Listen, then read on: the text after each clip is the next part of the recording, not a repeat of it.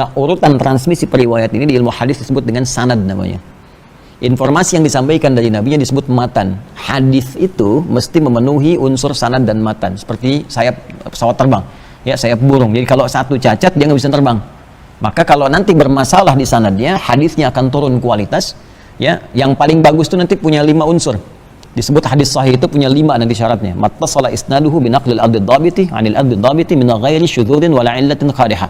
Harus bersambung semua urutannya, nggak boleh putus tengah-tengah, nggak boleh hilang satu, nggak boleh cacat misalnya ada persoalan. Kalau nanti di tengah-tengah hilang nih, kok dari si fulan langsung lompat ke si fulan, beda misalnya 20 tahun nggak pernah ketemu, nanti disebut hadis mu'dhal, bisa turun status. Ada hadis marfu, jadi yang harusnya sahih bisa jadi dhaif nantinya, ya. Kemudian beda ingatan sedikit saja, kemarin bilang titik sekarang koma, itu beda hadis tuh, statusnya turun, jadi hadisnya nanti dari sahih jadi hasan.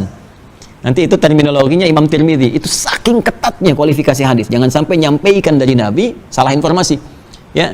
Kayak kemarin kan, dari sholat tarawih dengan witir, witirnya hilang kan, berhenti nyampe sini, cuman tarawihnya aja gitu, informasi padahal sampai kan.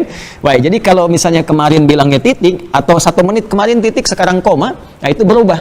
Nah, jadi nanti berkurang ingatannya, disebut dengan dhabit namanya. Dhabit itu kekuatan ingatan, dan harus terukur semua sama gitu ya, nggak boleh beda-beda. Nah, itu kalau sedikit kurang jadi hadis hasan. Nah, jadi di sini tersambung keseluruhannya sampai ke Nabi Shallallahu Alaihi Wasallam. Dan kita ini yang paling penting, mesti belajar di rawi yang terakhir. Ya, rawi terakhir itu orang pertama yang langsung menerima dari Nabi, sumber primernya.